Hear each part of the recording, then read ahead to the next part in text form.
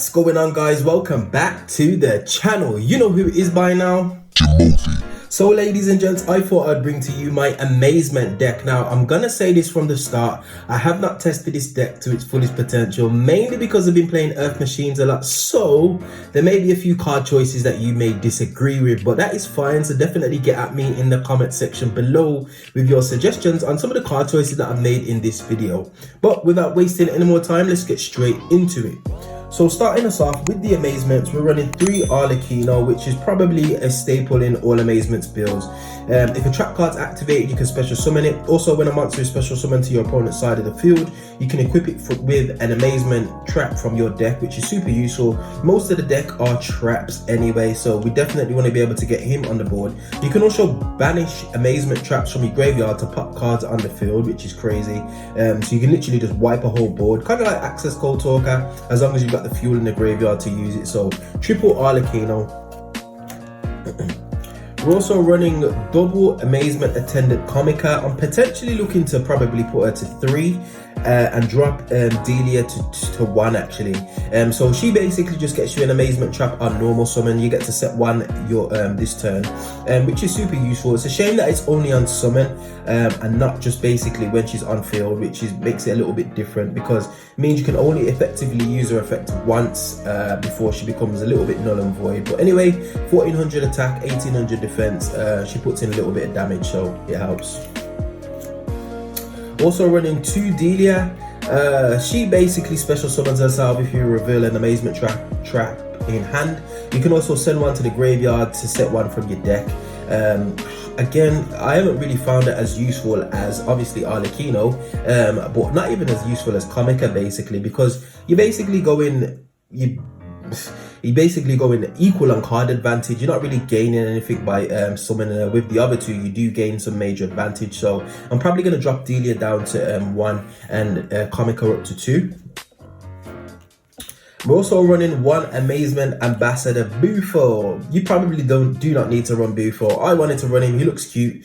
You can equip an Amazement trap from your graveyard to an opponent's monster, which is useful because it allows you to recycle some of your Amazement traps. He's not the best going first, hence why he's at 1, and it also means you have to have graveyard set up, so you need to see some of your Amazement traps or even see Arlecchino or Comica before you see Bufo. So definitely a 1 of. You don't need to play him, to be honest. You can literally just take him out, but 1 Bufo. As for another additional engine, we are running the Dogmaticas just to give the deck a little bit more oomph. We're running 1 Dogmatica Ecclesia and 1 Dogmatica Fleur de Lis the Knighted. Nothing much more needs to be said about those cards. Now onto our spells. We do not play many spells. I did try and test that 1 Amazement Precious Park, but after playing with it, I realized it is not the best. It does recycle some of your banished resources, but you do need to trade with a card on field or in your hand, which is just not the best thing, to be honest. Yes, it gets it back out of the banished pile, but you only can use it once per turn, and it's literally a break even, so not the best card. So I've actually took this out, but I've left it in just to show you guys. We're also running triple Amazing Time Ticket. Again, this is just consistency. You get Arlecchino if it's on your opponent's turn. You get Trap if it's on your turn. You have to pay 800 life points. It's a quick play spell. Definitely a 3 of. You do need this deck to be as consistent as possible, because if you do open all traps and nothing else, you are in a bit of a pickle, which does happen from time to time. But nevertheless, Amazing Time Ticket does help.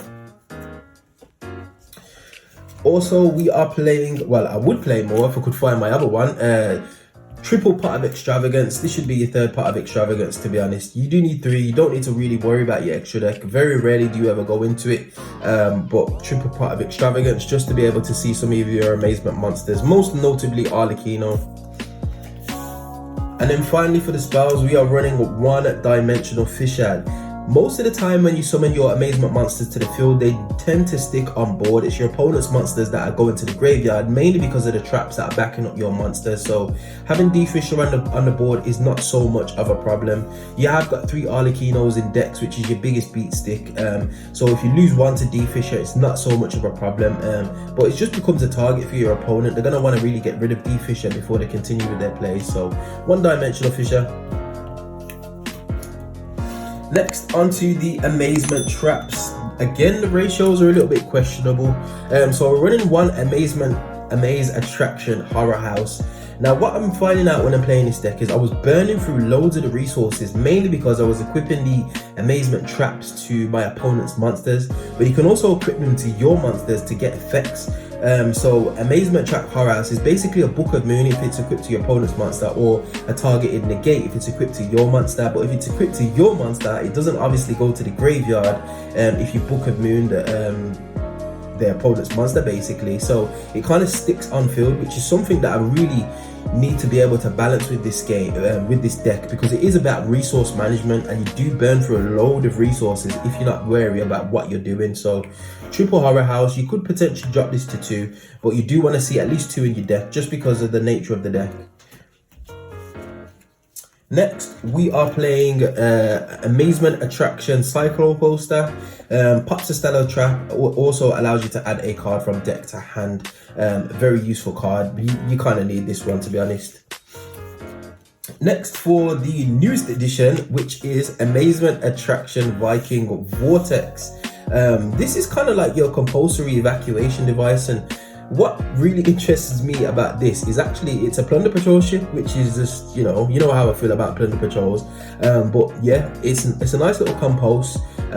It's a 2 off. It's a 2 off. Nothing more needs to be said about that. We're also running 1 Amazement Family Faces. This is basically your Snatch Steal. It turns it into an Amazement monster, which makes me think that we could potentially be getting a Link monster in the future, but we'll have to wait and see for that. But 1 Amazement Family Faces. You do need to have another Amazement Trap equipped to be able to use its effect to take your opponent's monster, hence why I'm only playing it at 1. And you can obviously search it off Arlequino, so yeah.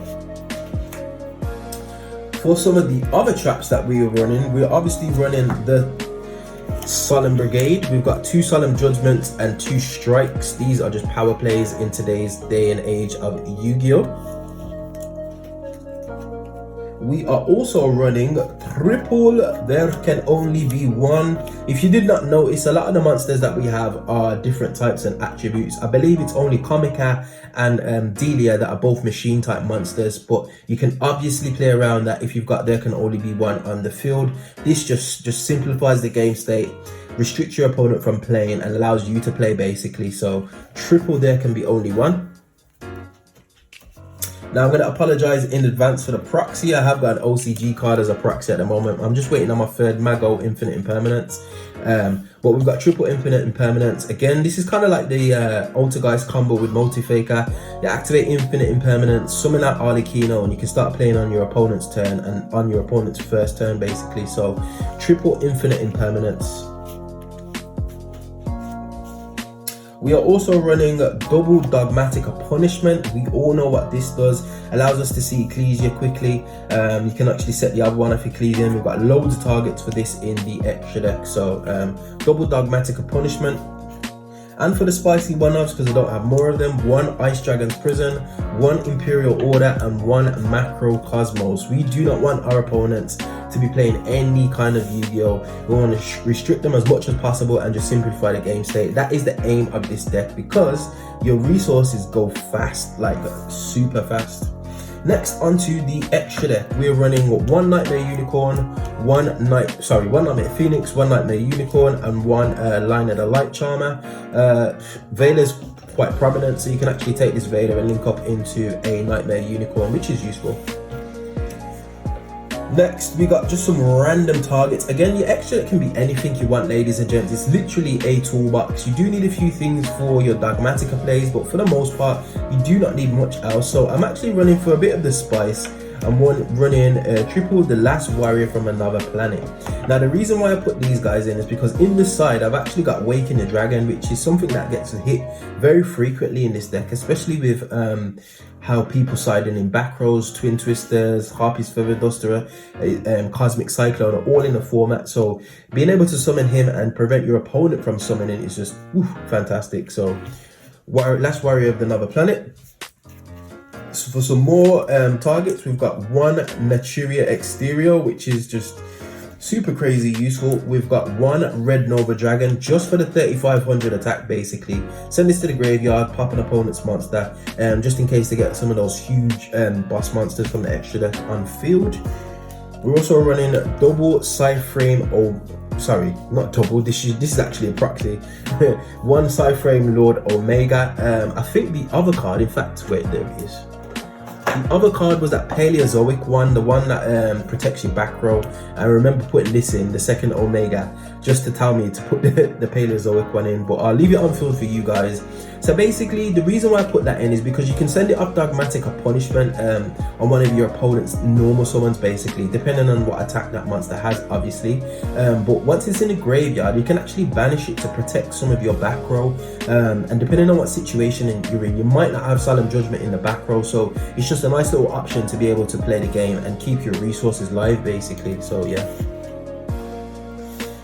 And then finally, we just got the Dogmatica package. You got one Titanic Clad and triple Entis. And that is it, ladies and gents. That is the deck in a nutshell. Now, like I said, I am still working on this deck. I haven't play tested it much. I had locals on Sunday, which you guys should all know about. I'll link a video in the description for you guys, as well as an iCard. But it still needs a little bit of testing. I still need to refine a few things. Definitely could sort out the extra deck a little bit more to make it a little bit more cohesive and impactful, and a few changes to the main deck, especially with some of the Amazement monsters, because like I keep mentioning, you do burn through resources if you're not cognizant about what you're doing. You kind of need to pay attention to where you're equipping your traps, because if they're equipped to your monsters your opponent controls and they send them to the graveyard, that's your resource gone, and you do want to manage your resources. But anyway, we find ourselves at the end of another video. If you think there's anything that I could have included to make this deck better, definitely get at me in that comment section below. And if you did enjoy this content, you know what to do by now. Hit that like button, share, subscribe, all of that beautiful good stuff. And I will definitely see you guys on the next video. Hope you enjoyed. Peace.